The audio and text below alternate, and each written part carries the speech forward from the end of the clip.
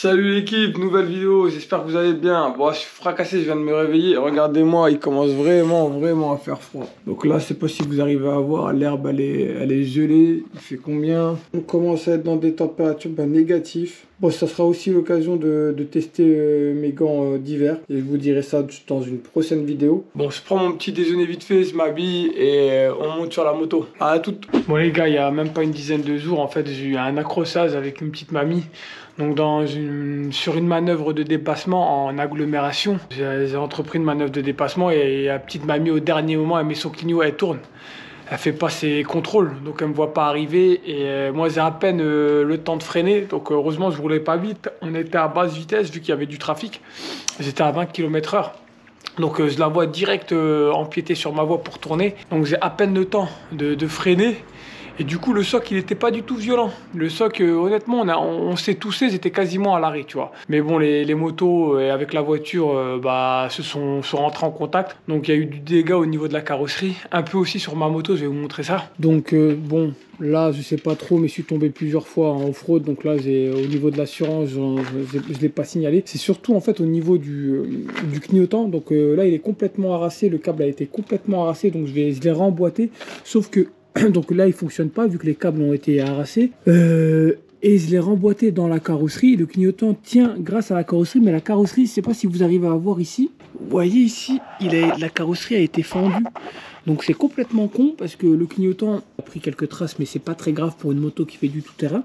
Le câble, c'est juste une histoire de câble à remettre, sauf que à cause de cette fissure là, faut changer tout ce bloc de carrosserie là. Donc c'est ballot, donc voilà, mais bon, après on est assuré. Hein. J'ai mis aussi, je trouve que le guidon il s'est légèrement, après c'est peut-être une impression, il a légèrement été désaxé ou tordu, je sais pas trop. Donc ça pareil, ça va être checké. Et aussi, j'ai remarqué que j'avais un bout de plastique ici, a été cassé. Si vous comparez, en fait c'est pas très visible, mais quand vous le comparez ici, on voit bien qu'ici ça fait un angle droit. Et là, là, ça s'est barré. Voilà en fait les dégâts sur la moto. Après, bien évidemment, ce qui a frotté avec la carrosserie de la voiture, c'est les prothèses barres. Donc tu vois, je suis très content, ils ont fait leur effet. Donc on voit bien que là, la peinture s'est barrée. Là aussi, et c'est ça qui a occasionné des dommages. C'est la voiture de la petite mamie. Donc voilà, à part ça, la moto, elle a rien. Je vais vous montrer rapidement où ça s'est passé.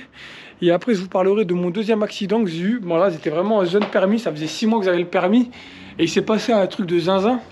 Pareil, il y a beaucoup de comportements à risque de notre part quand on est motard, surtout quand on est débutant. Par contre, après, il y a des comportements qui ne dépendent pas de toi, qui dépendent énormément des autres usagers. Il y a une statistique que vous connaissez sûrement, c'est les motards représentent 2% des usagers qui circulent sur la route. Par contre, on représente 20% des morts. Et donc, il y a des facteurs qui sont internes, qui sont liés à notre conduite, des conduites à risque. Hein. Il y a des facteurs aussi qui sont liés externes, des autres usagers qui ne nous voient pas. Et c'est compliqué en fait d'appréhender le fait que le danger, lorsque le danger vient d'ailleurs. Donc moi, je vais vous donner mon retour d'expérience par rapport à mes deux accidents. Et vous allez voir, le premier accident que j'ai eu, c'était un truc de zinzin. Vous allez me donner votre avis en commentaire, mais c'était un truc de fou. Bon, heureusement que ça a toujours été des accidents où il n'y a pas eu de dégâts corporels. Bon, le premier, j'ai quand même eu mal à la hanche pendant 1 mois. Et celui-ci, j'ai rien eu en fait. Comme je vous ai dit, j'étais quasiment à l'arrêt. La petite mamie, elle tournait tout doucement et moi, je roulais tout doucement. Donc j'ai eu le temps d'anticiper. Et ah oui, j'ai oublié de vous dire, en fait quand j'ai eu mon deuxième accident là, donc il y a une dizaine de jours, pour la petite histoire, je passe ma manœuvre de doublement, il y avait de la circulation donc je roulais doucement. Dernier moment la nana elle met son clignotant et donc elle me coupe la route, donc on se cogne. Et à l'instant même où je me cogne, donc moi je suis dans ma bus, je me dis merde, qu'est-ce qui s'est passé? Tu vois, je comprends pas. Tu vois, je suis sur mes pensées, tous en scène, tu vois. Et à l'instant même, t'as un mec qui était à l'arrêt avec un utilitaire, il devait avoir la quarantenaire. Il baisse sa vitre et il me fait ouais, j'ai tout vu, vous êtes en tort, vous êtes comme un fou, putain, comme un fou. Et moi je suis à peine en train de me remettre de mes émotions. Et tu vois, et il me gueule dessus, j'ai tout vu, vous êtes en tort, comme un fou, quoi. Et moi, tu vois, là, j'ai les nerfs qui montent. J'ai dit, mais ferme ta grosse gueule, putain. J'aurais pu mourir, ça aurait pu être plus grave. Tu viens me parler de qui est en tort. Qu'est-ce que je m'en bats les couilles de qui est en tort, tu vois. Je raconte, mais putain, c'est quand même un accident, c'est quand même mon moto. Ça aurait pu être beaucoup plus grave, tu vois. Et donc, tu vois, elle dit, ouais, mais vous êtes quand même en tort et tout. Tu vois, le mec, il répète dans sa foule, j'ai rien à foutre, cassez-moi pas les couilles. Et donc, comme je vous ai dit, il y avait du trafic. Donc, on bloquait cette petite intersection. Donc, je décide de pas le calculer. Donc, je reprends ma moto et je vais un peu plus loin et je fais signe à la dame. dame de me rejoindre pour faire le constat. Et donc le mec il sort, il va voir la dame, et moi donc je suis à peu près à 10-15 mètres, j'entends pas ce qu'il se dit. Il parle avec la nana, c'est pas ce qu'il lui fait. Je dis putain, il est en train de faire du lavage de cerveau, putain, cette histoire. En plus, j'étais pressé. Et donc la nana elle me rejoint et elle me dit mais qu'est-ce qui se mêle de ses affaires? L'autre con et tout. Et donc j'ai dit bon, au moins tu vois, le lavage de cerveau il a pas fonctionné sur elle. Et après elle vient me voir, elle me dit franchement, première chose qu'elle me dit, elle me fait vous allez bien, j'espère que vous allez bien, je vous ai pas fait mal, excusez-moi. Elle s'excuse tout, je dis il y a pas de souci madame. Elle me dit j'ai mis le clignotant. Je dis ouais, vous avez mis le clignotant, mais vous avez mis le clignotant, vous avez tourné. Je fais moi j'ai entrepris ma manœuvre, j'ai pas eu le temps de réagir. Donc voilà, elle me dit qu'elle a un rendez-vous urgent, et moi aussi j'avais un rendez-vous, donc on se donne rendez-vous le lendemain pour faire un constat chez elle. Pendant tout ce moment-là de flottement, en fait, l'autre, il m'a tellement fait un lavage de cerveau, tu vois, en me disant je suis en tort, je suis en tort. Tu vois, il m'a fait un peu une inception, comme dans le film. Tu vois, il m'a mis la graine dans le cerveau, donc moi j'étais convaincu que j'étais en tort. Donc le soir, j'appelle mon banquier qui est un ami, sa femme est assureur, donc je l'appelle et tout, et après elle me dit en fait non. Et même ma femme à moi, quand je lui ai raconté l'histoire le soir, elle me dit non mais t'es pas en tort. Route de Paris, t'as le droit de dépasser, t'es en manœuvre de dépassement, elle a pas à tourner. Et donc après je relativise, je me dis moi ouais, mais en fait c'est vrai, moi je suis en manœuvre de dépassement, j'étais peut-être à 30-20 km/h et j'ai rien à me reprocher en fait. Et effectivement, donc voilà, mais le mec, tu vois, il m'avait tellement choqué au moment de l'accident que dans mon esprit j'étais en tort, mais en fait non, j'étais pas en tort, et tant mieux. Donc là on va se téléporter au lieu du premier accident, et je vous parlerai du deuxième accident qui est encore plus what the fuck. Bon allez, direction les lieux de mon premier accident, ensuite on ira au deuxième. Il y aura un peu plus de choses à dire sur le deuxième, parce que comme vous allez le voir, il était complètement bizarre cet accident. Bon les amis, moi j'ai identifié 3 gros chapitres de facteurs qu'on peut essayer d'optimiser, d'améliorer pour se sécuriser. Bon, dites-moi en commentaire si vous en voyez d'autres ou pas. En tout cas, moi, c'est le signalement, donc la capacité à être visible par les autres usagers. Donc ça concerne en fait la taille de la moto. Donc une moto plus petite ou un trail, ça sera toujours plus visible qu'un petit roadster. Il y a aussi avoir de beaux feux, notamment la nuit. C'est important pour être visible. D'ailleurs, ça a été une des raisons de mon premier accident. Ça a été de nuit et ils avaient un feu. C'était une ancienne moto. Le feu, il n'illuminait pas tant que ça. Après, c'est des suppositions, on ne saura jamais réellement les raisons. Et il y a aussi le bruit. Une moto qui fait du bruit, vous me direz, elle est beaucoup plus audible qu'une moto qui n'en fait pas. Après, pareil, ceux qui écoutent de la musique dans leur voiture à fond, t'as beau avoir une moto qui fait énormément de bruit, ils vont pas t'entendre. Bon, après, j'ai mis le bruit de la moto dans la visibilité, mais c'est pas vraiment la visibilité, c'est l'audition de la moto. Mais deuxième gros chapitre, en fait, c'est le comportement du motard, en fait. C'est vraiment bon, il y a des comportements à risque, donc pas rouler trop vite, connaître ses limites. Effectivement, une moto ça ne se conduit pas. Moi je suis de ceux qui disent qu'une moto ça se pilote, mais quand je dis pilote, on s'entend bien, hein. On n'est pas des pilotes de motos épais, hein. C'est piloter une moto, ça veut dire voilà, la maîtriser, la connaître par cœur. Ça veut pas dire faire le fou avec, hein. Donc rouler dans ses capacités, hein, de rouler pas trop vite, surtout d'anticiper aussi les conditions météorologiques, quand il y a des feuilles mortes, quand il y a des plaques glissantes, quand il pleut, l'aquaplaning, tout ça en fait, c'est tous ces comportements.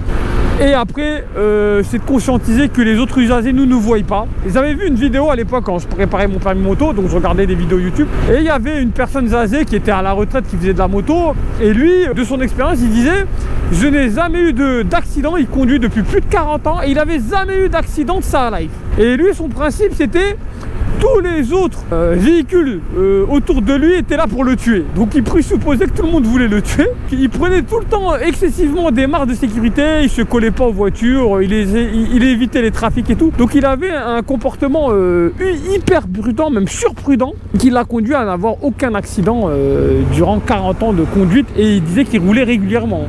C'était pas un motard occasionnel, il roulait régulièrement.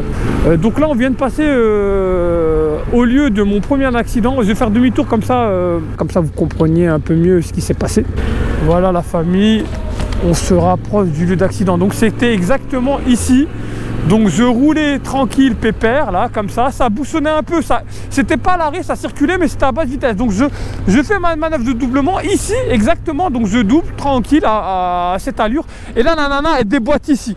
Elle déboîte complètement ici. Attendez, bon, j'ai vérifié qu'il n'y avait personne sur la route. Elle déboîte complètement et elle me surprend et c'est là, j'ai à peine le temps de freiner. Bah, comme je vous ai déjà raconté, je freine, on se touche à l'arrêt. Donc voilà, donc comment on peut éviter à l'avenir ce genre de comportement? Bah honnêtement, moi j'ai pas trop de solution. C'est ce que j'ai dit à ma femme.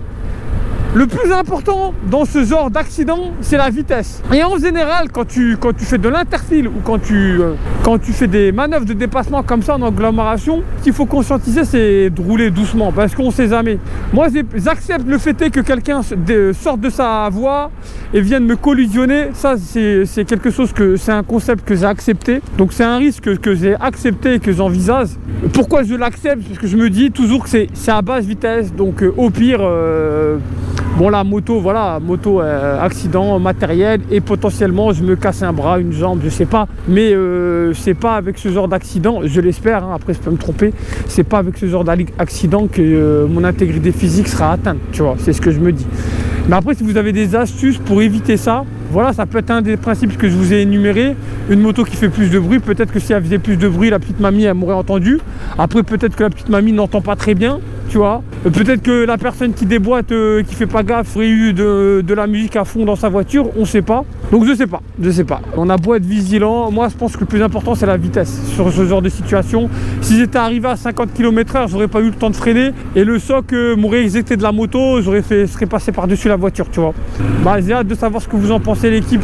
Donc dites-le moi en commentaire. Et là on va direction le deuxième accident. Le deuxième accident est encore plus bizarre. Je vais vous raconter ça quand on y sera. Bon, là on y va et je vous redis ça. À toutes. Bon, la famille, on est bientôt arrivé au lieu du premier accident. J'avais à peine 6 mois de... Ouais, même moins que 6 mois de permis de conduire. C'était avec ma Suzuki GS 500. Cet accident a sonné la fin de l'utilisation de cette moto. Et c'était ici, attendez.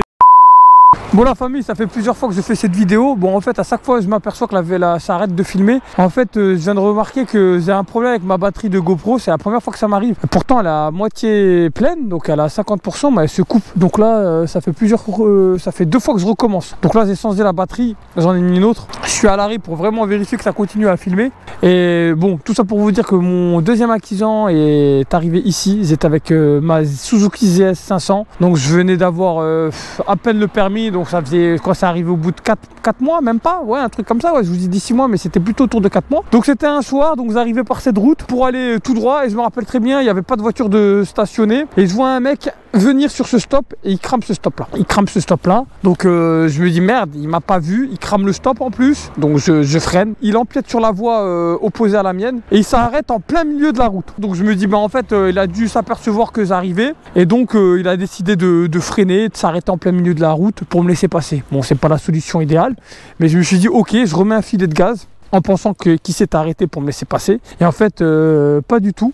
Arrivé à son niveau, le mec il redémarre, donc moi j'étais peut-être à 30 km/h, et donc là il me percute, je ricoche sur sa voiture, la moto ricoche, j'arrive jusqu'à ce voisin là, donc j'atterris, il me tape sur la cuisse et je ratterris sur la cuisse, donc c'est là que j'ai été blessé corporellement, mais bon ça va, je m'en suis remis au bout d'un mois. La moto par terre et tout, c'était une moto que j'avais achetée 1600-1700 euros, il y avait quasiment 2500 euros de frais de réparation, donc elle a été considérée comme épave la moto. Qu'est-ce que je peux vous dire de plus? Donc le mec est sorti de sa voiture, il y avait un passager avec lui, c'était son pote, et donc du coup je lui dis mais je comprends pas, t'as cramé le stop, pourquoi tu t'es arrêté en plein milieu de la route? Je pensais que tu m'avais vu. Son pote qui était assis siège passager pensait la même chose, il me dit mais en fait tu t'es arrêté, je pensais que tu l'avais vu, et pourquoi t'es reparti? Donc le mec il dit je sais pas, non c'était pas vu, j'ai cramé le stop, je me suis arrêté en plein milieu de la route, je sais pas pourquoi. Et donc tu vois, dans ce genre de situation, je me dis comment tu peux anticiper tout ça? Même son pote, s'il était à ma place, il serait reparti comme moi. Tu vois, il était motard en plus, il m'a dit mais je me serais fait baiser en fait, je me serais fait avoir comme toi en fait. Donc vous avez compris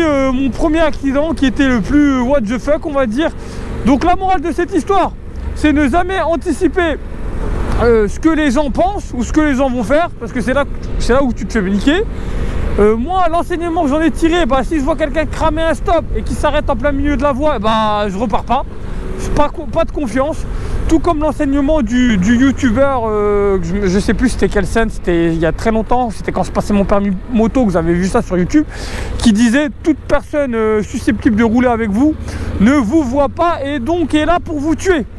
Donc, parti de ce postulat-là, faut être prudent, prendre des distances avec les autres usagers. Et considérer qu'ils nous ont pas vus dans l'angle mort, ils nous ont pas vus devant ni derrière. D'ailleurs, une de mes phobies en moto, c'est quand tu t'arrêtes à un stop ou à un feu. Moi, en voiture, je me suis déjà fait tamponner par l'arrière suite à un arrêt à un feu rouge. Et d'un coup, on nous percute par l'arrière, bam, coup du lapin, parce qu'en règle générale, t'es détendu. Et ça me l'a déjà fait aussi en voiture. Donc je me dis, en moto, on est encore moins visible et ça peut se reproduire facilement. Et en plus, c'est des situations que tu vois pas arriver, donc tu es complètement relâché. Toi, tu t'arrêtes parce qu'il y a un feu rouge. Et la personne derrière, elle te défonce l'arrière. J'espère que ça ne m'arrivera jamais, ce genre de situation. Parce que c'est catastrophique en moto. Par exemple, typiquement, là, il y a un feu, il y a une voiture derrière moi. Tu vois, je m'arrête. Et là, une de mes phobies, c'est de me dire que le mec, il va pas s'arrêter, il va me rentrer dedans. Bon, bah, le gars, il ralentit, il m'a vu, donc il n'y a pas de souci, tu vois.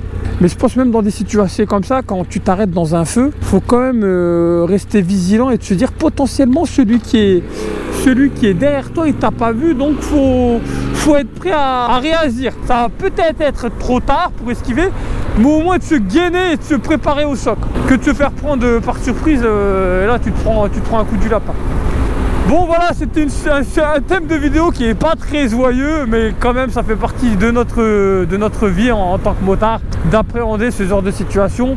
Et mieux vaut être le mieux préparé pour avoir la meilleure des préventions et pour éviter que ça se reproduise le moins fréquemment, ou si ça venait à se reproduire, que ça soit pas très grave, donc que du matériel et très peu de dégâts corporels. Voilà l'équipe, j'espère que la vidéo vous a plu. Prenez soin de vous, likez, commentez et abonnez-vous, ça me donne de la force comme d'habitude. Et je vous dis à la prochaine l'équipe. Ciao.